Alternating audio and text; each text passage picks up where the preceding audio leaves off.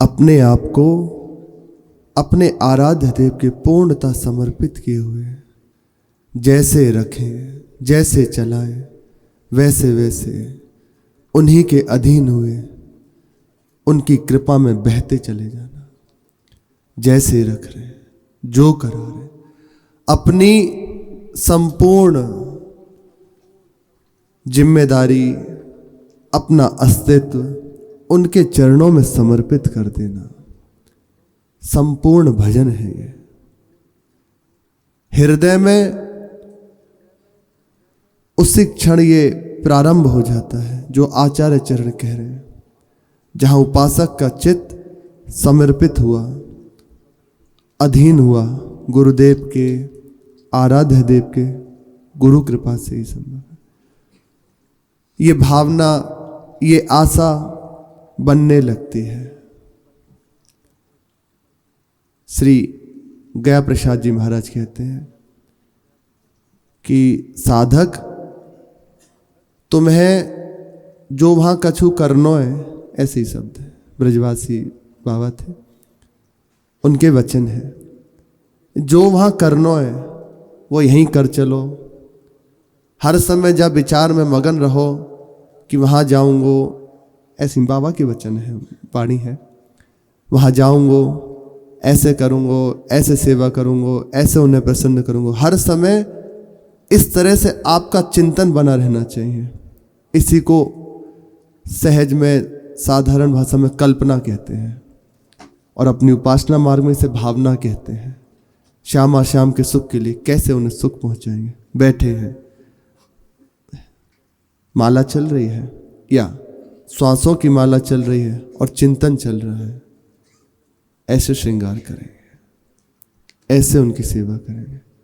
जब श्यामा श्याम मिलेंगे तो ऐसा करूंगा। उसके हृदय में भाव प्रकट हो रहा है, ये अधीन जो हो रहा है उसी के हृदय में आ सकता है, अन्यथा नहीं।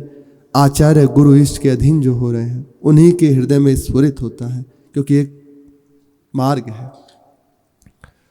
वही आचार्य चरण कह रहे हैं कि कब ऐसा होगा कि श्री लाडलीजू और मैं यमुना जी के ओर जा रहे हैं, तो श्री जी ने कहा, गलवैया दूहे श्री जी, कृष्णामृतम, सखी चलो अवगाहन कराते हैं, उसका उपभोग कराते हैं, कृष्णामृत का। कृष्णा श्री यमुना जी को भी कहते हैं। उस अमृत का उपभोग कराते हैं, सेवन कराते हैं, उसमें स्नान आदि कराते हैं। चलो, तो सखी है ना, तो परिहास श्री जी से कर रहे हैं कि अभी इतनी जल्दी क्यों, थोड़ा विलंब कीजिए। कृष्णामृतम चल बिगाड़ुमितीरिताहम तावस्सहस्र रजनी सखियाव देती। कह रही है कि चलो, मेरे प्रति कब ऐसा भाव होगा कि स्वयं श्री जी मेरे से कहेंगी चलो कृष्णामृत का अवगाहन कराते हैं, उसका सेवन कराते हैं। जब ऐसा श्री जी मेरे से कहेंगी तब मैं विनोद करूंगी, परिहास करूंगी कि सखी लाडलीजू संध्या तक इंतजार कीजिए, अभी तो विलंब है। कृष्ण कहते हैं श्री यमुना जी को भी, और कृष्ण स्वयं श्री श्याम सुंदर, अभी धैर्य धारण करें। संध्या में जब रजनी प्रकट होगी उस समय उनका सेवन अवगाहन करेंगे। तो एक क्षण उस विनोद को समझ के, श्री जी के हाथ में कदम्ब पुष्प है, तो जब समझा कि वो विनोद कर रहे हैं, देखो भावना है, इसे भावना से जोड़ेंगे तो ही ये बहुत हृदय में आनंद प्रदान करेगा। सखी पास में है, श्री जी स्वयं बात कर रही हैं, कह रही हैं चलो। तो उनसे हास परिहास रस का हमारी श्री जी है ना, तो सखियों का विनोद श्री जी से ही है। श्री जी सखियों के साथ विनोद करती हैं, तो सखी विनोद करते हुए कहती है कि संध्या तक इंतजार कीजिए, फिर उनसे मिलन होगा, उनका अवगाहन करेंगे। तो श्री जी मान रूप ऐसे हाथ में कदम वृक्ष वो है पुष्प, और ऐसे उसके ऊपर फेंकते हैं। मानम कदा रसद केली कदम्ब जातम। आचार आचरण करें। कब ऐसा सौभाग्य होगा कि श्री जी मेरे प्रति ऐसा करेंगी। वे जब इस विनोद को सुन के प्रसन्न होंगी तो सकुच आके और उस कदम्ब पुष्प को मेरी ऊपर ताड़न कहते हैं ऐसे मारा, वे करेंगे। कब ऐसा सौभाग्य प्रदान होगा। उपासक का उपासना, उसका चिंतन इसी तरह बीतता है। अब ये सेवा करेंगे, अब ऐसे उनको रिझाएंगे। जब मैं वहाँ पहुँच जाऊँगा तो क्या सेवा करूँगा। अगर ऐसा चिंतन बन रहा है, जैसे आज प्रातःकाल के सत्संग में पूर्णता के समय कह रहे थे महाराज जी कि भजन, फिर से वही वचन दोहरा रहे हैं, ना हो तो भी कोई बात नहीं। देखो, यदि हम कुछ गलत समझ रहे हैं तो कहीं ना कहीं हमारी ही मति है। उपासक सीधा प्रतिक्रिया नहीं करता, विचार प्रधान होता है। जो मैं सुन रहा हूं इसका रहस्य क्या है, वे उसके निष्कर्ष पे जाता है। सहसा किसी विषय में उद्विग्न हो जाना या उस पर प्रतिक्रिया कर देना, ये उपासक का लक्षण नहीं है। प्रायः श्री महाराज जी इसकी चर्चा करते हैं, स्वयं उद्विग्न ना हो और किसी को उद्विग्न ना करे। मान लो प्रभु ऐसा खेल करें आपके साथ कि ऐसे वचन कहा जाए कि उद्विग्न हो, आप परेशान होइए, फिर आप कैसे समझेंगे। हमें प्रत्येक परिस्थिति में ऐसे रहना कि अपने आराध्य देव से विचलित नहीं होना, हर बात को घुमा के अपने आराध्य देव में ले जाना है, तो आप अनन्यता में स्थित हो रहे हैं। ना अन्य, अनन्यता का शब्द जो अर्थ है उसका केवल एक नहीं है, व्यापक है। जितना उसमें विस्तार पूर्वक आप जा सके, बहुत रहस्यमयी बात है ये। कहीं से प्रश्न आया कि आपने कहा कि वृंदावन में आ जाओ और भजन मत करो, ये हमें अच्छा नहीं लगा। तो आप पूर्ण रूपेण हो सकता है आपने उस विषय में विचार नहीं किया, सुना नहीं। हमने कहा आप भजन मत कीजिए, नियम ले लीजिए, बैठ जाओ आज से कि भजन नहीं करेंगे, और देखो होता क्या है। भजन के सिवा कुछ और हो तो बताना। यहाँ देखना भजन है, यहाँ चलना भजन है, यहाँ बोलना भजन है, यहाँ सुनना भजन है। अरे सब कुछ यहाँ भजन है। कुछ और हो रहा है, आप विचार कीजिए प्रातःकाल से अब तक आपने क्या किया। अगर आप कहते कि मैं भजन कर रहा हूँ, तो अभी भजन की प्रारंभिक अवस्था नहीं, अभी आप भजन में नहीं हो। अभी आप, और जहाँ देख रहे हो कि सब गुरु कृपा से हो रहा है, सुबह से अभी तक कहीं हमें फुर्सत ही नहीं, केवल हो रहा है। तो ईमानदारी से बताइए भजन के सिवा क्या हो रहा है, क्या किया आपने। अपना समय बचाया है, अपने को कहीं और लगाया है, फिर बात नहीं कहते। यदि आप गुरुदेव की प्रदत्त दिनचर्या में हैं तो भजन के सिवा कुछ और नहीं हो सकता। आपका पाना भजन है, क्योंकि किसके लिए पा रहे हो। समर्पित जो जीवन होता है उसकी प्रत्येक चेष्टा भजन होती है। समर्पण बहुत अद्भुत चीज है। जब प्रभु समझाएंगे ना तो समझ में आएगी। बहुत बड़ी वस्तु है समर्पण। सच्चा भजन समर्पण से ही शुरू होता है, बिना इसके नहीं हो सकता। तब तक एक हमारी मान्यता होती है, ऐसा कर लूं, ये कर लूं, ऐसे कर लूंगा। तो विचार कीजिए अभी आप हो, और समर्पित जीवन में तुम्हें ऐसा करना है, तुम ऐसे चलो, मेरा कोई प्रश्न नहीं, मेरी कोई मांग नहीं, जैसे आप चलो, जोई जोई प्यारो करे, जही विधि आप प्रसन्न हो, बस मैं आपका हूं। अब हो क्या रहा है। श्री सेवक जी की पंक्ति को याद कीजिए, सब जग देखियो चाही, काहि कहो हरि भक्ति बिनु, संपूर्ण जगत को देख लिया, सेवक जी के वचन है। मुझे कहीं कोई ऐसा दिखाई नहीं जो भजन ना करता हो। कह रहे ना, किसको हरि भक्ति से शून्य को, क्योंकि सर्वत्र प्रभु विराजमान है। जो भी जहां आसक्त चित्त है वह उसका भजन कर रहा है। तो यदि हमारा आपका चित्त हरि गुरु के चरणों में समर्पित हो रहा है, आसक्त हो रहा है, तो भजन के सिवा हो क्या रहा है? भजन बहुत बड़ी वस्तु है। एक छोटी सी बात को यदि आपने विचार कर ले तो आप संकुचित हो जाएंगे, वो हो जाएंगे, फैला नहीं पाएंगे। महापुरुषों के वचन है, इतना भजन बढ़ा लो कि संपूर्ण संसार पचा जाओ। तो इसका स्वरूप क्या है? बचा नहीं कुछ अपने आराध्य देव के सिवा, केवल प्रभु में जीवन। स्मरण की अनेकों शाखाएं हैं, उसी में नाम जप है, उसी में सेवा है, उसी में एक एकांत है, अनेकों उसके प्रकार हैं, दर्शन है, पाठ है, ये उसकी एक शाखाएं हैं। पर उसको ऐसा नहीं कह सकते बस यही है। हाँ, यदि आपकी पूर्ण निष्ठा बन गई कि मेरा जीवन यही है, मैं कुछ जानना नहीं चाहता, पाना नहीं चाहता, बस संपूर्ण बात यहीं से है शुरुआत। पूर्ण रूप में अपने चित्त को विकसित करें, कहीं रह ही नहीं जाएगा। और उसको अगर एक बात पे रख लिया तो वो कहीं ना कहीं दोष करा देगा, और हमें सामने क्या होगा वो प्रभु जाने, पर हम विक्षिप्त हो जाएंगे उस बात से। इसलिए अपने चित्त को बिल्कुल संभाल के रखें। सत्संग हमें यही सिखाता है। इस समय कृपा करके गुरुदेव जो दिव्य प्रेममयी धारा बरसा रहे हैं, अमूल्य है।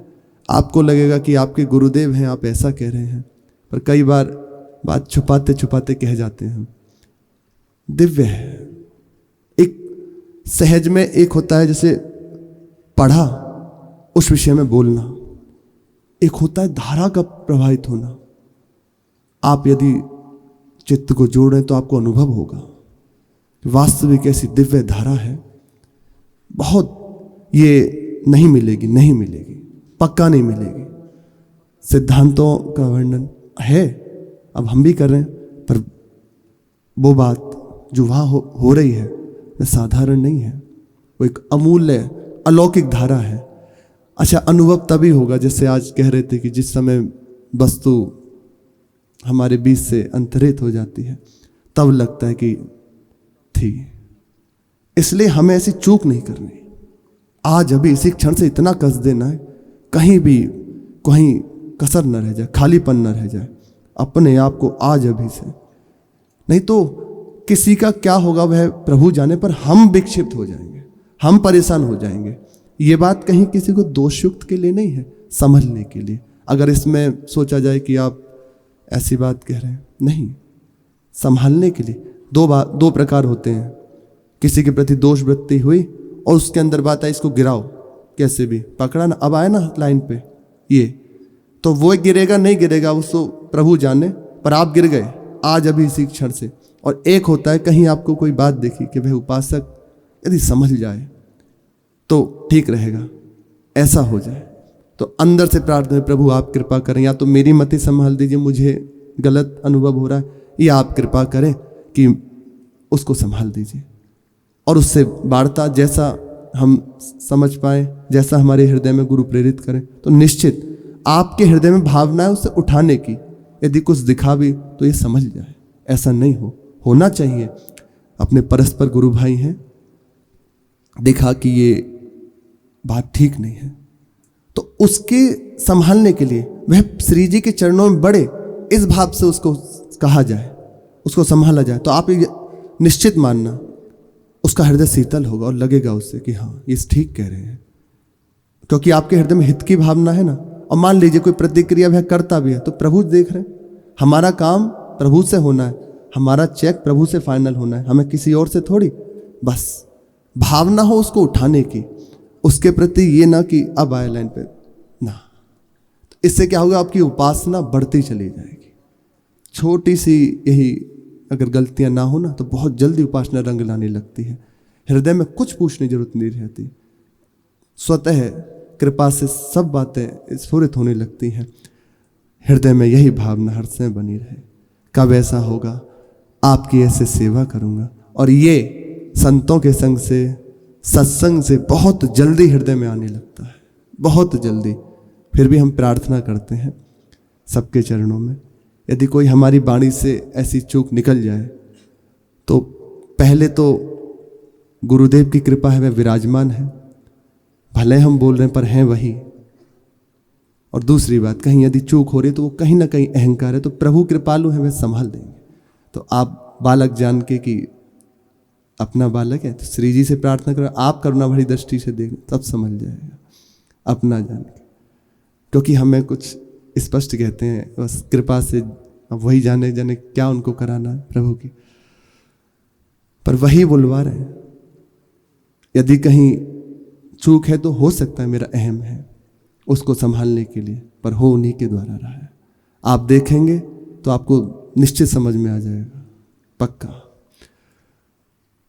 श्री मीरा जी सत्संग करते हुए उनके विराजमान है, तो उन्हीं के पास एक कोई गृहस्थ अपना घर बार छोड़कर आए। उन्होंने कहा कि हमारा पुत्र मर गया, मैं साधु होऊंगा। तो उसे समझाया कि भाई साधु होना समस्या का समाधान नहीं है, भजन करना समस्या का समाधान है। परसों भी यही चर्चा थी। पूर्णतः भजन करना समाधान है समस्या का। निरंतर जहां रहो, जैसे भी रहो, भजन की ओर चित्त लगाइए, प्रभु की प्रसन्नता का हृदय में बात रखिए, तो आप पार हो जाओगे। आपके हृदय में जो दुख है वह वास्तविक समूल नष्ट हो जाएगा, सच्चा आनंद तुम्हें प्राप्त हो जाएगा। अभी हृदय में देखो, वह कह रही है कि सोने खाने की चिंता है ना? ऐसा तो नहीं कि मिट गई हो, घर बार जैसे छोड़ आए, तो अभी ये चिंता सबसे पहले होगी, कहाँ रहूँगा, क्या खाऊंगा, क्या पहनूंगा, कौन क्या, तत्काल ये प्रश्न आ जाएगा। तो अभी वैराग्य ठीक नहीं है तुम्हारा। जब तक हृदय में सुदृढ़ वैराग्य ना हो जाए, संसार में कोई अपना ना रह जाए प्रभु के सिवा, तब तक ये गलती नहीं करनी चाहिए। गलती, आपने राग काटा नहीं, सत्संग के द्वारा हृदय में मननशीलता धारण नहीं करी, संतों के द्वारा उपदेश ग्रहण नहीं किया, उनसे मार्गदर्शन नहीं लिया, और मनमानी ढंग से घर बार छोड़ के और चल दिए, तो निश्चित मानना आप चूक जाओगे। आपको निराश होकर लौटना पड़ेगा, आ जाएगा। पहले गुरुजनों के चरणों में बैठ के अपने हृदय की बात रखें। बुद्ध जो भिक्षु होते हैं, बहुत समय पहले की बात है, उनके यहाँ प्रायः शिष्य जन जब प्रभाव महापुरुषों का प्रकट होता है तो आकर जुड़ते हैं सब भाव के जन। तो एक मठ था, उसमें वह स्वयं बौद्ध भिक्षु जो संत थे विराजमान थे। अनेकों उनके शिष्य हुए, अनेकों ने आके उनकी शरण ग्रहण करी। एक ऐसे ही संसार से हारा हुआ, हर तरह से निराश, और पढ़ा लिखा बिल्कुल नहीं था, उनके शरण में आया, प्रार्थना करी कि महाराज मुझे कैसे तत्व का साक्षात्कार होगा, मैं कैसे इस संसार से निकल सकता हूं, मैं पढ़ना लिखना भी नहीं जानता, कुछ मुझे आता नहीं है, कैसे मेरी बात बनेगी। तो बस ऐसे देखा, वे जानते हैं, देख रहे, देख लिया कि पक्का है, वास्तविक संसार को छोड़ा हुआ है, कोई इसका नहीं है। कहा कि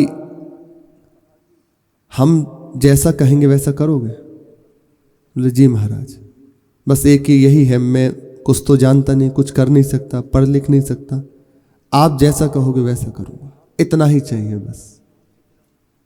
अब जो ही कहें करें हम सोए, बस कुछ नहीं चाहिए, इतनी बात चाहिए। और यही आ जाना बड़ा कठिन है, ये सबसे कठिन बात है।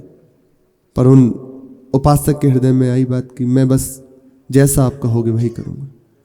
तो ना तो ये कहा कि जाकर तुम ठाकुर जी की आरती करो या ऐसा, सीधा कहा रसोई में जाओ और वहाँ धान कूटने की सेवा करो। अनेकों शिष्य हैं उनके, एक से एक विद्वान हैं, पढ़े लिखे हैं, सब उनके चरणों में आश्रित। उनको सेवा बस यही दी कि सबके लिए वहाँ प्रसाद बनता है, तुम सबकी सेवा करो वहाँ जाकर, किसी से मिलना नहीं है, इतना कार्य करना है कि जब जगो अपना पवित्र होके फिर कूटने लग जाओ उस धान को, और जब भूख लगे तो पालो प्रसाद और नींद लगे सो जाओ, बाकी तुम्हारी यही सेवा है और कोई बात नहीं। जो आ गया, प्रणाम किया और चलने को फिर कहा कि जब तक हम बुलाए ना तब तक हमारे पास मत आना। देखो, जब तक हम ना बुलाएं या हम ना आए तब तक हमसे मत मिलना। बोले जो आ गया, चले गए। ऐसा ही हुआ। सब जन उन्हें पागल कहते, मूर्ख कहते, और वे बोलते भी नहीं किसी से, बस मौन रहते, रात दिन बस उसको कूटते रहते, और जब भूख लगती खा लेते, उस सहन कर लेते अपना, फिर अपनी दिनचर्या। इतना ही था कार्य। तो जो और जन थे सोचते ये पागल है, दिमाग नहीं है, हंसी उड़ाते, पर सब कुछ सह जाते। एक हुआ ये बाहर से परिहास, दूसरा आंतरिक मन जलाता, उन बातों को याद करते, क्योंकि मन में संस्कार है ना, जब तक ये नष्ट नहीं हो जाते तब तक उसे आनंद का अनुभव नहीं होता, वो जलाते। चुपचाप बस इतनी बात की गुरुजी ने कही है कि ये सेवा करनी है, कुछ नहीं कहना, चुप रहते। कुछ ही दिनों में ऐसा गुरु प्रताप उदय हुआ, मन शांत होने लगा, बाहर की किसी बात का कोई प्रभाव पड़ने नहीं लगा, सहज रूप से। और ये करते उन्हें 12-15 वर्ष हो गए। एक दिन जब गुरुदेव की अवस्था वृद्ध हुई तो उन्होंने लिखा कि मैं इस मठ का पूर्ण रूपेण किसी को अधिकार प्रदान कर देना चाहता हूं, तो जो अपने आप को योग्य समझता है वे इस एक बोर्ड था उस पर कुछ पंक्तियां लिख के चला जाए, तो मैं जान जाऊंगा कि वह योग्य है। तो थे कई जन थे, उन्होंने प्रयास किया। एक बहुत विद्वान थे, उन्होंने लिखा कि मन ऐसा ऐसा संपूर्ण बातें। सुबह जब उन्होंने बोर्ड पढ़ा तो जान गए कि केवल ये बात लिखी हुई है, अभी अनुभूत नहीं है हृदय में। पर नाम नहीं लिया कि कौन थे, वह जानते थे।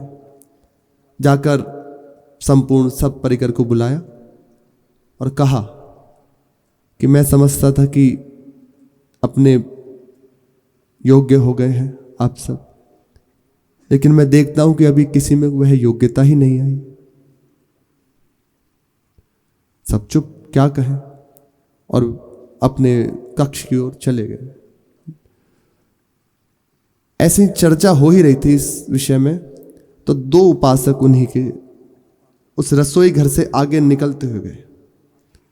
यही बात कर रहे थे कि देखो कोई नहीं है, अब क्या क्यों। तो बस उन्होंने सुनी, जो धान कूटते थे ना, उन्होंने बस इतना सुना उस बाहर कहां से। उनकी बात में था कि उन्होंने ऐसा ऐसा लिखा था, तो इतना सुनकर वे हंस गए। अब तक पहली बार उन लोगों को वे हंसते हुए किसी विषय में मिले।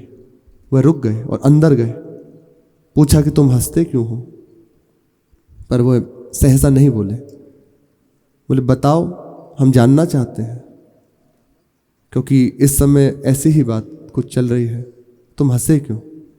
तब बोले कि आपने कहा जो कुछ कि एक मन के सिवा जब तक उसको मार लिया जाए यही बंधन का हेतु, और ऐसा ऐसा। तो किसका बंधन, क्या मन। उनकी बात क्योंकि अनुभूत है, सुनते ही एकदम सन्न रह गए। बोले कि तुम ये बात लिख सकते हो। बोले हम कि पढ़े लिखे तो है नहीं और हमें इधर नहीं जाना, ये सब हमें नहीं करना।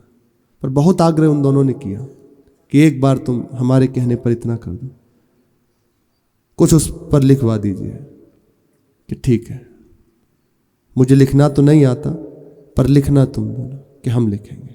तो दोनों जन उनको साथ लिए वहाँ गए गुरुदेव के कक्ष के बाहर। रात्रि का समय था और उस पर उन्होंने जो बोला वह लिखा कि किसका उद्धार होना, प्रभु के सिवा कुछ है ही नहीं, प्रभु ही प्रभु है। पूर्ण रूप जब अनुभव हो जाता है,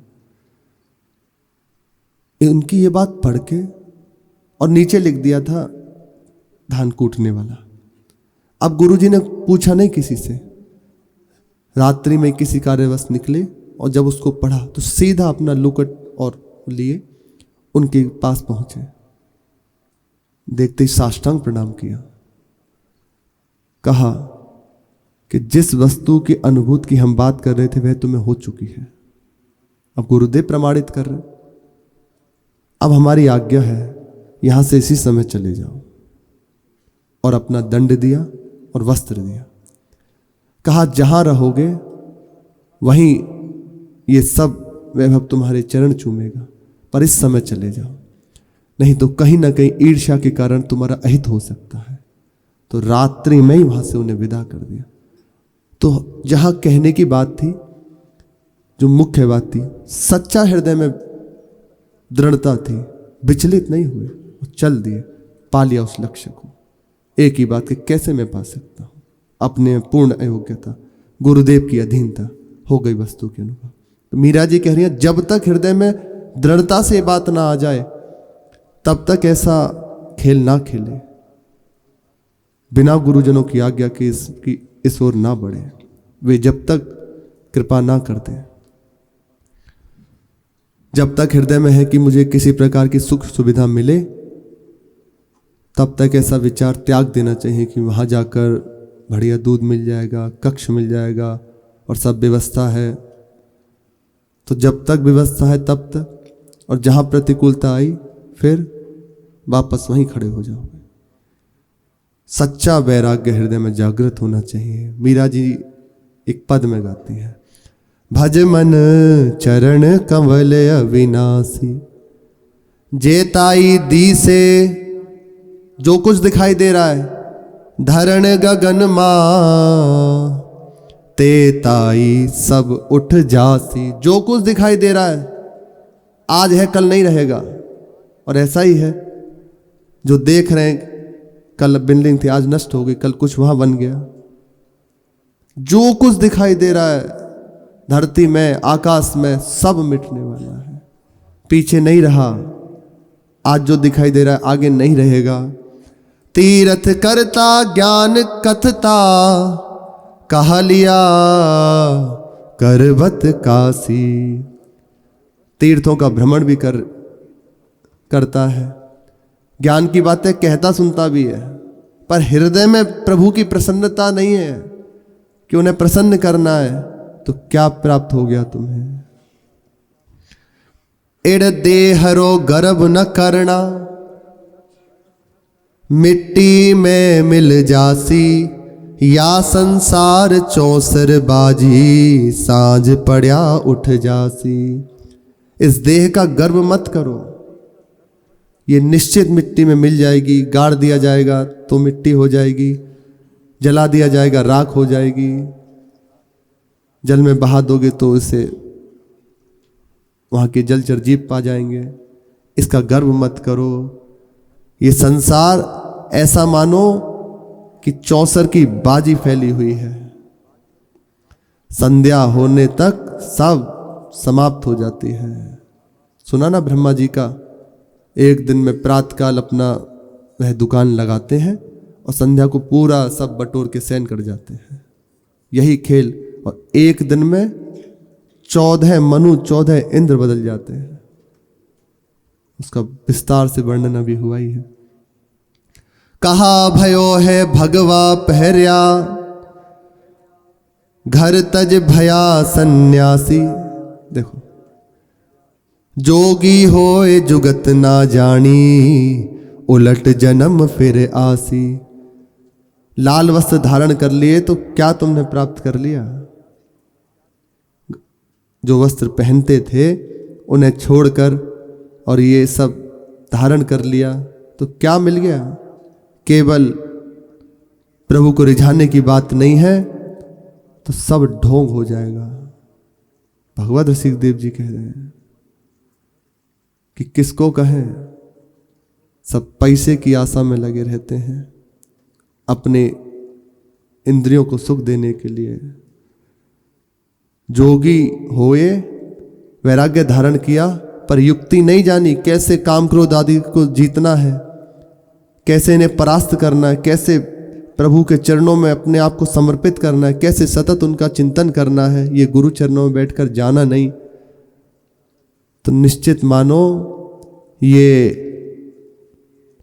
तुम्हारा जन्म बार बार लेना पड़ेगा। ये फांसी कटी नहीं, भेष रंगा लेने से फांसी नहीं कट जाती। हाँ, भजन कर लेने से फांसी कट जाएगी, प्रभु को प्रसन्न कर लेने से फांस कट जाती है। अरज करा अवला कर जोड़या, श्याम थारी दासी, मीरा के प्रभु गिरधर नागर, काटो मारी फांसी। हे प्रभु, मैं दीनहीन अधीन आपके चरणों में विनय कर रही हूँ, कृपा करके मेरे इस जन्म जन्मांतर की फांसी को काट दीजिए। ये है दैन्य होकर प्रभु को पुकारा नहीं तो क्या तुमने हासिल कर लिया? प्रभु के सामने रोए नहीं तो क्या, बहुत सुंदर वस्त्र रंगा लिए तो क्या होगा? निश्चित मानो हर चीज की सार्थकता केवल प्रभु की प्रसन्नता में है, और यदि प्रभु की प्रसन्नता का उद्देश्य नहीं है तो सब नाटक हो जाएगा। ऐसे ही जन गाली दिलवाते हैं, प्रभु को गालियां सुनने मिलती हैं। ये भेष रंगाया है तो एकमात्र उद्देश्य है श्री श्यामा श्याम की प्रसन्नता, उन्हीं का भजन, बस उन्हीं के संबंध से मिल रहे हैं, उन्हीं के लिए मिल रहे हैं। जहां कुछ और तत्काल अपने आप को देखता रहे, कहीं मेरे हृदय में कुछ और बात तो नहीं आ रही, कहीं मैं अपने मार्ग से हट तो नहीं रहा, निश्चित मानना अगर इसमें चूक करी तो बहुत विलंब हो जाएगा। इसीलिए भजन नहीं होता, इसीलिए लगता है बड़ा कठिन है भजन, कोई और न रह जाए। प्रभु से प्रार्थना करें, प्रभु बस मेरा आपके सिवा कोई और ना हो, आपके सिवा कोई और है ही नहीं, लेकिन मैं मूर्खता बस मानता हूं, कृपा करो, मुझे अनुभव करा दो।